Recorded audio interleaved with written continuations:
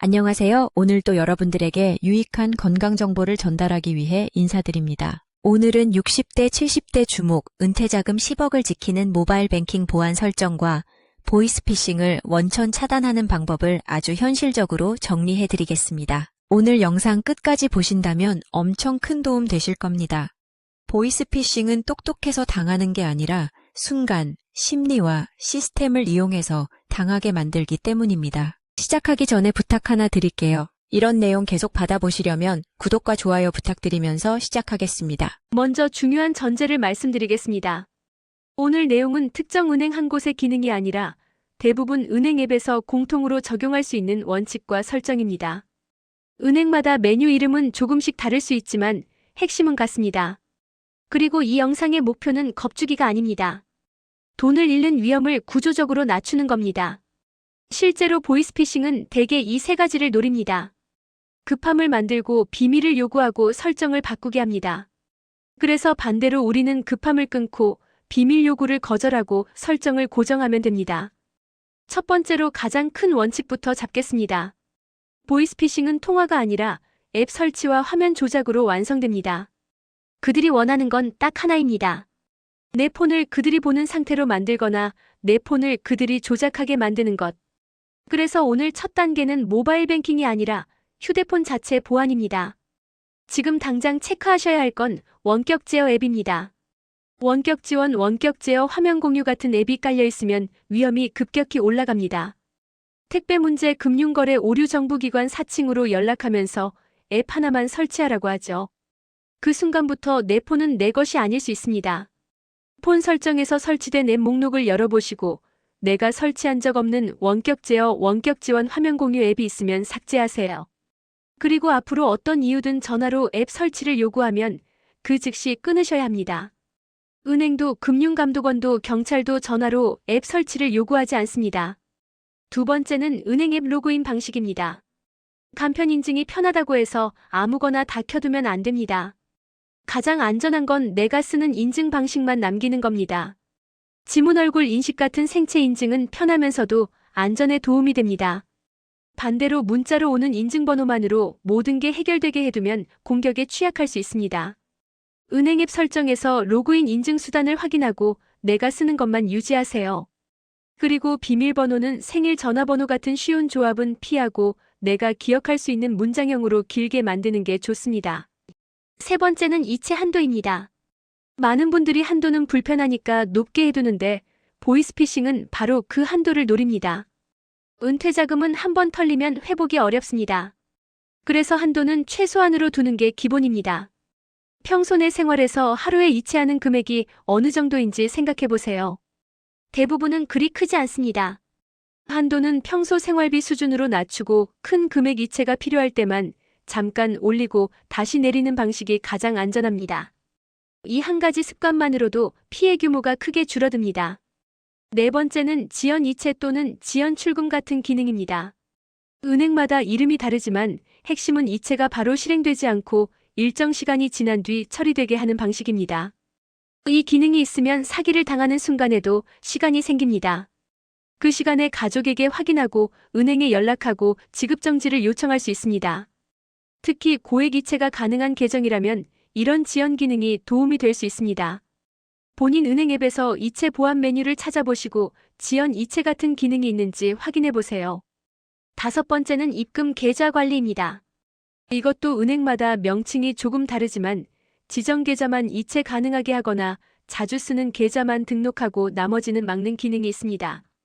노후 자금이 있는 계좌라면 내가 자주 보내는 계좌만 남기고 나머지는 제한하는 게 좋습니다.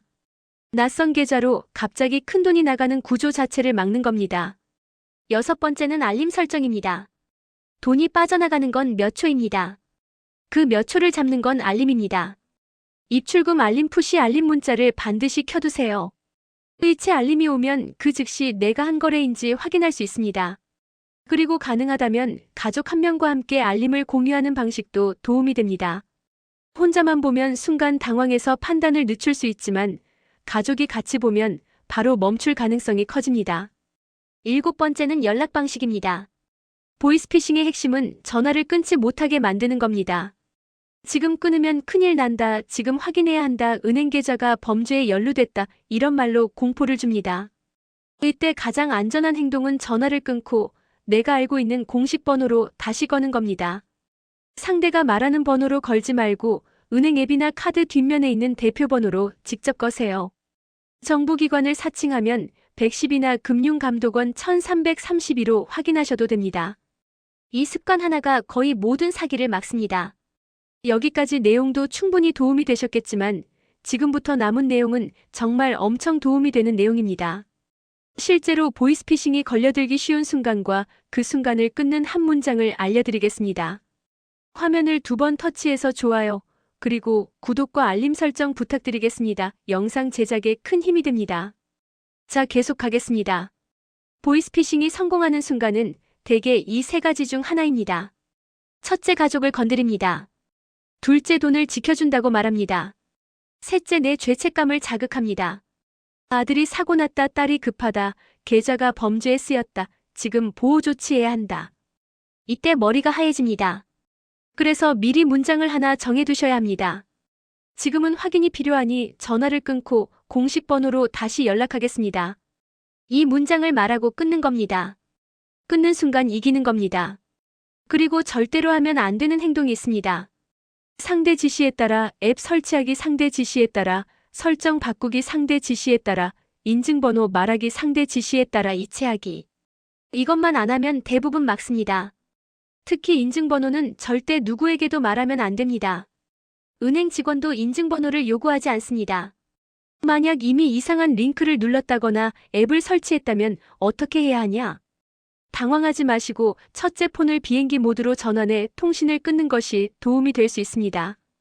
둘째, 설치된 앱 목록에서 원격 제어 앱을 삭제합니다. 셋째, 은행 고객센터에 연락해 지급정지 가능 여부를 문의합니다. 넷째, 경찰 112 또는 금융감독원 1332에 신고합니다. 그리고 가능하면 가까운 은행 지점에 직접 방문해 계좌 보안 조치를 받는 것도 좋습니다.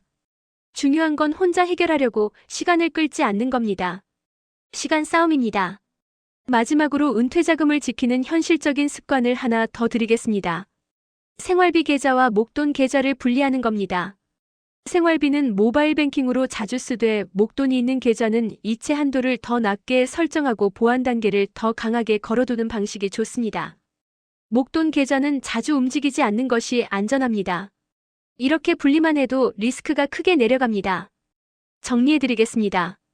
혈당만큼이나 노후에 중요한 건 금융 안전입니다. 은퇴자금은 많이 버는 것보다 지키는 게 먼저입니다. 오늘 내용의 핵심은 5가지입니다.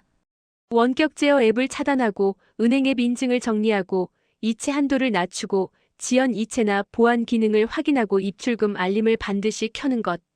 그리고 전화가 오면 끊고 공식 번호로 다시 확인하는 습관. 이걸 지키면 보이스피싱 위험을 크게 낮출 수 있습니다. 마지막 인사드리겠습니다. 도움이 되셨다면 여러분들의 의지를 댓글로 표현해주세요. 표현을 시작으로 인생이 바뀔 수 있습니다. 구독과 좋아요 부탁드리며 다음에 또 유익한 내용으로 찾아뵙겠습니다. 감사합니다.